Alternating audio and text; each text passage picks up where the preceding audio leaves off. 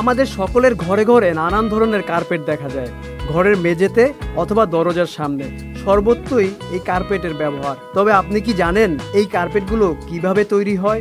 আজকে আপনাদের দেখাবো কিভাবে বিশাল ফ্যাক্টরিতে অটোমেটিক মেশিনের মাধ্যমে তৈরি হয় এই কার্পেট। আপনি জেনে অবাক হবেন, এই কার্পেট তৈরি হয় তুলা থেকে। প্রথমে বিশুদ্ধ তুলা বা সিনথেটিক ফাইবার সংগ্রহ করা হয়।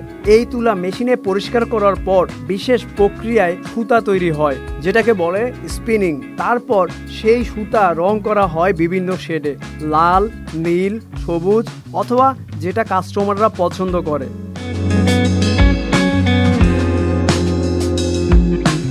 এই সুতাগুলো এরপর ঢুকিয়ে দেওয়া হয় একটি বিশাল টাফেটিং মেশিনে। এই মেশিনে অসংখ্য সুচ থাকে, যেগুলো সুতা দিয়ে কাপড়ের ডিজাইন তৈরি করে, অর্থাৎ এই সুতা থেকে কার্পেটের বুনন তৈরি হয়, যার পরবর্তীতে একটি কার্পেটের রূপ ধারণ করে। এই ধাপেই তৈরি হয় কার্পেটের নকশা।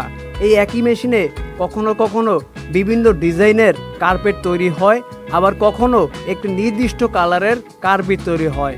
আজকে আপনারা দেখতে পাচ্ছেন একটি নির্দিষ্ট কালারের কার্পেট, তবে এই মেশিনে আরও বিভিন্ন ধরনের কার্পেট তৈরি করা সম্ভব।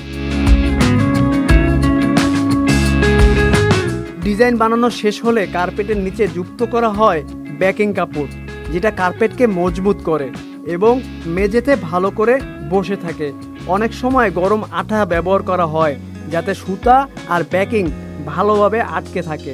এরপর কার্পেটকে পাঠানো হয় হিটিং চেম্বারে, যেখানে গরম আঠা দিয়ে শক্ত করা হয়। সেই সঙ্গে উচ্চ প্রেসারে কার্পেট সমান করা হয়, যেন একদম পারফেক্ট ফিনিশিং আসে। হিটিং এর পর কার্পেট কাটা হয় নির্দিষ্ট সাইজে, তারপর আসে ফিনিশিং।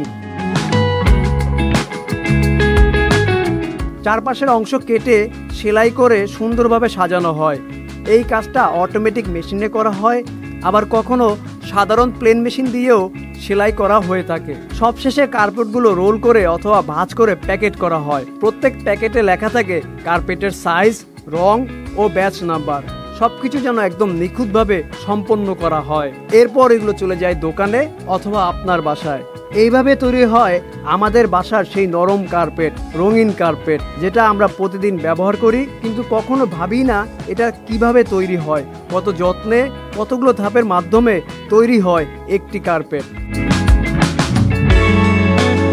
আমাদের ভিডিওটি কেমন লাগলো কমেন্টে অবশ্যই জানাবেন, এবং নিয়মিত এই ধরনের ভিডিও দেখতে আমাদের পেজটি ফলো এবং আমাদের চ্যানেলটি সাবস্ক্রাইব করতে ভুলবেন না।